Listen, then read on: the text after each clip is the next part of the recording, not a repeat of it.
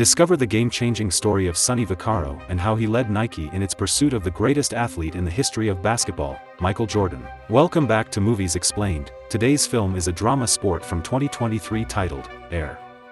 Back in 1984, a festive year filled with memorable moments worldwide. Sonny Vaccaro, a talent scout for Nike's basketball division, faced difficulties in finding new talent to elevate their shoe product's reputation. As a talent scout, Sonny was always on the lookout for athletes with the potential to generate profits. During that year, Converse led the sales of basketball shoes with a 54% market share, followed by Adidas with 29%, while Nike held a mere 17% share. Howard White, the head of Nike's basketball shoe division, claims that Adidas was booming among American teenagers due to its popularity among new rappers.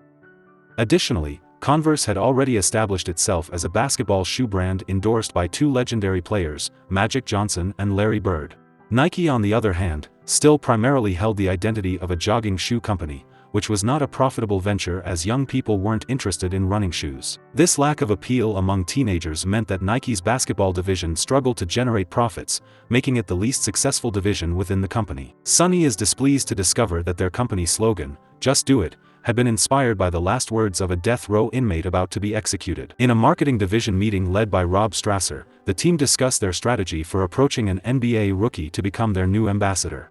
The first pick, Hakeem Olajuwon, proved impossible to approach as he had no interest in endorsing Nike. The next pick, Sam Bowie, had already been approached by Converse, and the same applied to the third pick, Michael Jordan, who was close to signing a deal with Adidas. It seemed impossible to compete with such established and prominent brands. Meanwhile, the team considers the fourth pick, Sam Perkins, to be less photogenic, leaving them with options from the 5th pick to the 20th pick. John Stockton, a Utah Jazz legend, and Charles Barkley, a 76ers legend, were potential choices, but both had downsides that led the team to pass on them. The meeting yields no results, prompting Rob to leave, followed by Sonny.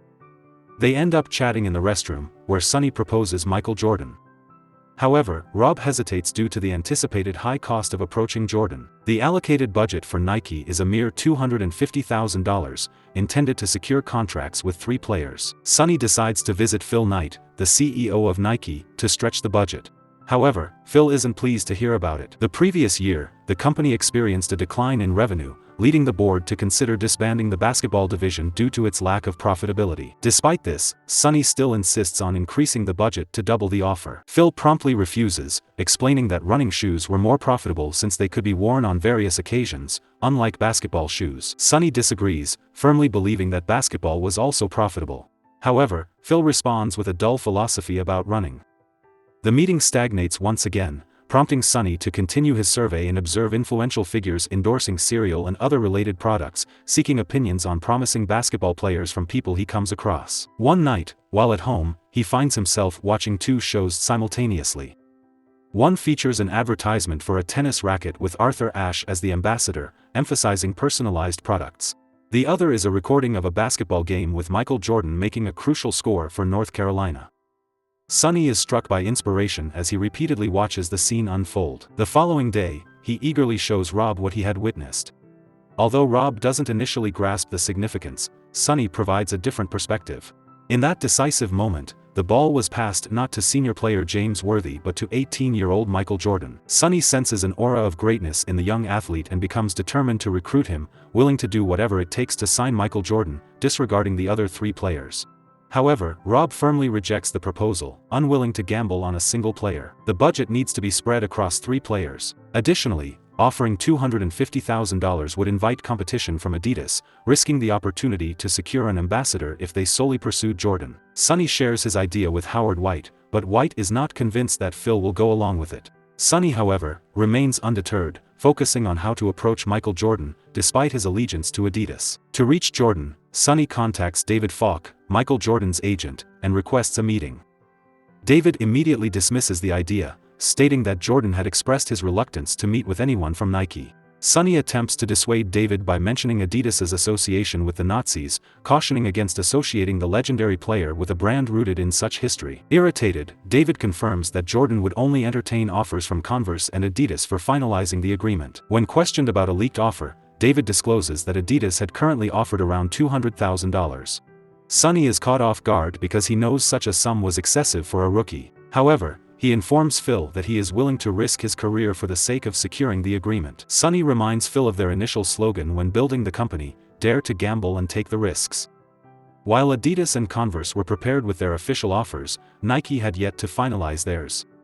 Phil insists on meeting with Michael Jordan before presenting an official offer, contradicting David Falk's statement that they only entertained meetings with brands that had sent official offers. Sonny then seeks out George Raveling, the basketball coach of the American Olympic team and someone close to Michael Jordan. George reveals that Jordan had expressed his disinterest in joining Nike, considering their shoes not cool enough, despite the bonus and dream car they were willing to offer. Jordan remained loyal to Adidas, despite his team sponsorship with Converse. He would wear Adidas shoes during training and only switch to the sponsor's shoes before matches. George emphasized that the key decision-maker regarding Jordan's agreement was his mother, Dolores Jordan. Although Sonny contemplates approaching Jordan's family directly, George cautions against such an unethical act, warning that it would lead to Sonny's termination. Understanding the consequences, Sonny is prepared to sacrifice everything to secure the agreement. He shares his determination with Howard White, who, understanding Sonny's aspirations, chooses not to forbid him from pursuing it, aware that Sonny was well aware of the potential consequences. Sonny travels to North Carolina, where he is warmly welcomed by Michael Jordan's father. It quickly becomes evident that Dolores Jordan holds authority within the household. However, Sonny has yet to meet Michael Jordan. Dolores insists on being convinced first. Sonny attempts to sway Dolores by highlighting the potential opportunities of Jordan signing with the different brands. If he joins Converse, he will be one of many great players in their roster. If he signs with Adidas, the company is facing significant issues following Adi Dassler's death. However, if Jordan joins Nike, he will be the center of attention and receive special treatment. The meeting with Dolores incites anger among everyone. David Falk snaps and curses at Sonny for his impolite behavior, although he relays Dolores's message that Michael Jordan was ready to meet the following Monday night. Phil is furious with Sonny, perceiving his actions as overstepping the CEO's position. Despite his anger, he reluctantly allows Sonny to proceed with the meeting but still refrains from making an official offer. Sonny meets with an excited Rob, both anticipating the upcoming meeting with Michael Jordan. Sonny promptly enters the creative room, requesting a specially designed prototype shoe that showcases Michael Jordan's charisma and character. He emphasizes the importance of design over function. The designer has only a few days to complete the task. Finally, Michael Jordan holds his initial meeting with the first prospective endorser, Converse. He is presented with advertisements featuring Magic Johnson, Larry Bird, and Julius Erving. Dolores begins to grasp the reality that her son would merely be the fourth option in the company. She starts to understand the insights Sonny had shared with her during their previous conversation. Returning to Nike, designer Peter Moore has completed the prototype shoes for Jordan, but they don't meet expectations. The dominant white color is too flat, adhering to NBA regulations that required players' shoes to be predominantly white. Any violation would result in a $5,000 fine per game. Rob proposes a solution. They give the shoes a dominant red color, inspired by the Chicago Bulls, and cover all fines imposed on Michael Jordan. They all agree and begin working on the modifications.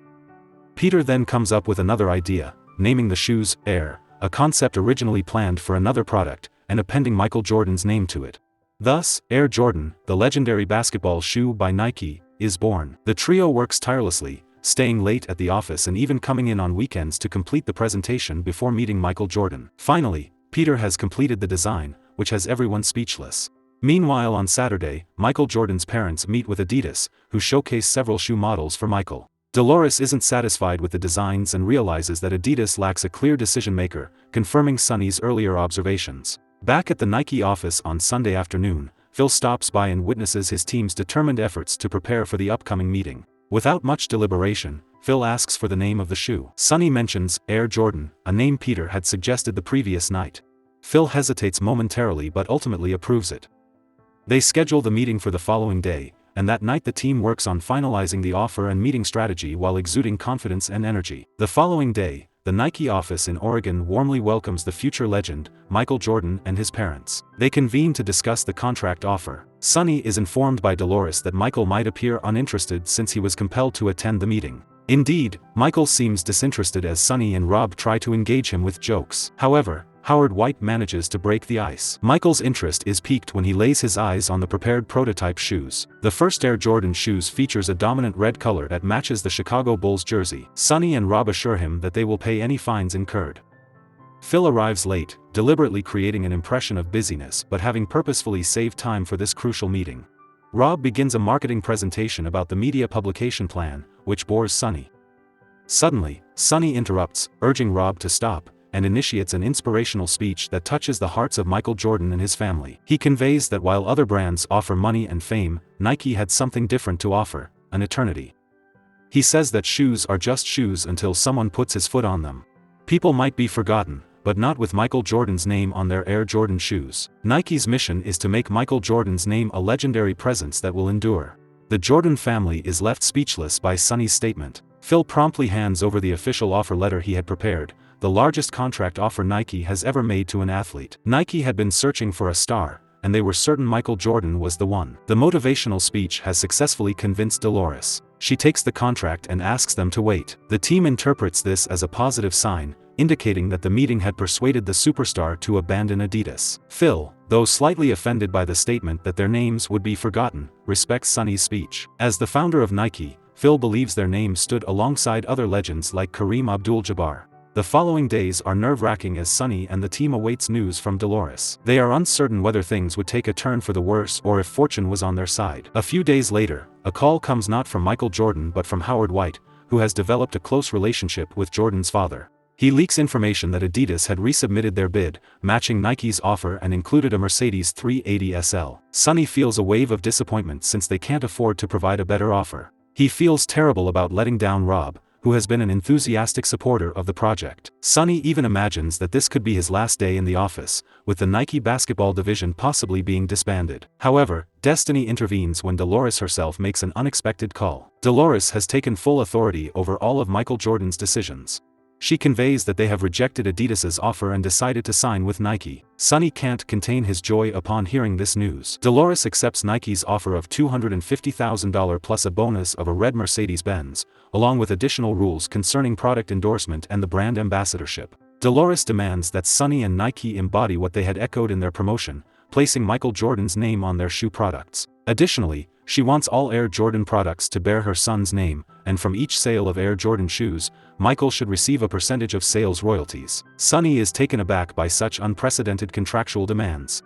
Dolores justifies her demands by acknowledging the expectations placed on athletes under sponsorship contracts, where they must continuously perform well to boost sales. She seeks a win-win solution that will be fair to both sides, emphasizing Sonny's earlier statement, "Shoes are just shoes until someone puts his foot on them." Despite Sonny's adjustments to the offer, Dolores insists on her submitted conditions. Phil anxiously awaits news regarding Michael Jordan. Ultimately, they had to accept the unpleasant news that Sonny brought, but surprisingly, Phil chose not to be concerned. He instructs Sonny to contact Dolores immediately and accept the contract. Phil decides to embrace "Dare to Gamble and Take the Risks" slogan he used when he first started the company.